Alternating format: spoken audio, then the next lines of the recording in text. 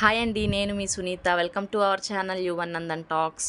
మన ఇంటికి ఎప్పుడైనా సడన్గా వెజిటేరియన్ ఫ్రెండ్స్ కానీ వెజిటేరియన్ తినే రిలేటివ్స్ కానీ వచ్చినప్పుడు మనం చేపలు లేకుండా చేపల పులుసు అయితే చేసి వాళ్ళతో 100% మార్కులు అయితే వేయించుకోవచ్చండి. ఎలాగ చేసుకోవాలో నేనైతే చూపించేస్తాను. వచ్చేసేయండి, వెళ్దాం వీడియోలోకి. ఫస్ట్ అయితే నేను బనానాలు తీసుకున్నానండి. వాటిని చక్కగా ఎడ్జెస్ కట్ చేసేసుకొని వాటిని నీట్గా పీల్ చేసేసి శుభ్రంగా కడిగేసుకొని వీటిని ఇప్పుడు మనము చేపల ముక్కలు అయితే ఎలా ఉంటాయో అలాగా కొంచెం మందంగానే కట్ చేసుకోవాలండి. పలచకైతే కట్ చేసుకోకూడదు. మనం చేపల ముక్కల్లాగా ఫీలింగ్ రావాలని చెప్పి నేను దాంట్లో మధ్యలోకి అయితే హోల్ పెట్టుకున్నాను. చూస్తున్నారు కదా, అలా అయితే పెట్టుకొని మొత్తం అన్నిటిని అలా కట్ చేసేసుకున్నాను. దీని మీద ఇప్పుడు మనం ఒకటి కోటింగ్ వేసుకోవాలండి, మసాలా లాంటిది. కాబట్టి దానికోసం 1/2 స్పూన్ పసుపు, అలాగే టేస్ట్కు తగ్గట్టు సాల్టు, స్పైసీనెస్కి తగ్గట్టు కారము, కొంచెం గరం మసాలా కూడా వేసుకున్నాను. వీటిని మొత్తం వాటర్తో అయితే చక్కగా పేస్ట్ లాగా మిక్స్ చేసేసుకోవాలండి. ఇప్పుడు ఇలా చేసుకున్న దాన్ని మొత్తాన్ని చక్కగా ఆ ముక్కలకి పట్టే విధంగా అయితే కోటింగ్ వేసేసుకోవాలి. చక్కగా ప్రతి ఒక్క ముక్కకి చక్కగా పట్టే విధంగా రాసుకోవాలండి. అలాగ మొత్తం కోటింగ్ చేసేసుకొని ఒక 15 మినిట్స్ పాటు పక్కకైతే పెట్టేసుకుంటే ఈ ఫ్లేవర్స్ అన్నీ వాటికి చక్కగా పడతాయండి ముక్కలకి.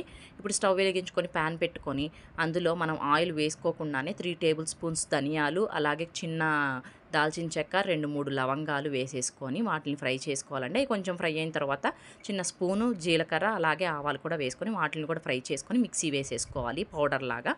ఇప్పుడు 2 పచ్చిమిరపకాయలు, 2 టమాటాలు, ఒక పెద్ద నిమ్మకాయ సైజ్ అంతా చింతపండు నానబెట్టుకొని పక్కకు పెట్టుకుంటున్నానండి. నెక్స్ట్ మసాలా కోసం ఒక మిక్సీ జార్ తీసుకొని పెద్ద ఉల్లిపాయ, చిన్న అల్లం ముక్క, అలాగే 4-5 గార్లిక్ వేసేసుకొని వాటిని కూడా మెత్తగా పేస్ట్ లాగా పట్టేసుకోవాలి. ఇప్పుడు మనం ముందుగానే నానబెట్టుకున్న అరటికాయ ముక్కలు ఉన్నాయి కదండి, వాటిని అయితే ప్యాన్ని లో ఫ్లేమ్లో పెట్టుకొని వీటిని చక్కగా ఫ్రై చేసుకోవాలండి. అంటే మరీ ఫ్రై అవ్వాల్సిన పని లేదు, కొంచెం జస్ట్ ఆ ముక్క గట్టిపడేలాగా ఒక 10 మినిట్స్ ఫ్రై చేసుకుంటే సరిపోతుందండి. ఇప్పుడు నెక్స్ట్ స్టవ్ వెలిగించుకొని ఇంకొక కడాయి పెట్టుకొని అందులో 3 టేబుల్ స్పూన్స్ ఆయిల్ వేసుకొని కొంచెం మెంతులు వేసుకుంటే పులుసులోకి కమ్మగా ఉంటుందండి. మనం ముందుగానే మిక్సీ పట్టుకున్నాం కదా ఉల్లిపాయది, అది దాంట్లోకి వేసేసుకొని అలాగే కొంచెం పసుపు, ఉప్పు, కరివేపాకు వేసేసుకొని ఆ పచ్చివాసన పోయేదాకా ఫ్రై చేసుకొని మనం ముందుగానే కట్ చేసి పెట్టుకున్న టమాటా ముక్కలను కూడా అందులోకి వేసుకొని మెత్తగా ఫ్రై అయ్యేదాకా ఉంచుకోవాలండి. ఆ మెత్తగా మగ్గేలోపు మనం ఇప్పుడు ఇంకొక పొయ్యి మీద అయితే నేను అరటికాయ ముక్కలు పెట్టాను. ఇవి ఫ్రై అయిపోయింది, సరిపోతుందండి అలా ఫ్రై అయితే. ఇప్పుడు ఈ టమాటా ముక్కలు కూడా మగ్గిపోయిన తర్వాత మన స్పైసీనెస్కి తగ్గట్టు కారము, మనం ముందుగానే మనము మసాలా పౌడర్ పట్టుకున్నాం కదండి, దాన్ని కూడా వేసేసుకొని మనం ఎంత పులుపు కావాలో అంత చింతపండు గుజ్జు అయితే పిండేసుకొని ఇందులోకి పోసుకొని ముందుగానే కట్ చేసి పెట్టుకున్న పచ్చిమిర్చి ముక్కలను కూడా అందులోకి వేసుకోవాలి. ఇలా కొంచెం తెరులుతుంటే పులుసు అందులోకి మనము ముందుగానే మనం ఫ్రై చేసుకున్నాం కదండి అరటికాయ ముక్కలు, అవి వేడి తగ్గిన తర్వాతే దాంట్లోకి యాడ్ చేసుకోవాలి. ఇప్పుడు వాటిని కూడా కలిపేసేసి మంచిగా ఆ పులుసు పట్టే విధంగా మొత్తం కలుపుకొని మూత పెట్టుకొని మీడియం ఫ్లేమ్లో ఉడికించుకోవాలండి. ఇవి ఎంతోసేపు పట్టదు, మనం ఆల్రెడీ ఫ్రై చేసాం కాబట్టి తొందరగానే ఉడికిపోతాయి అరటికాయ ముక్కలు. చూశారు కదా, చక్కగా చిక్కగా అయితే అయిపోయింది పులుసు.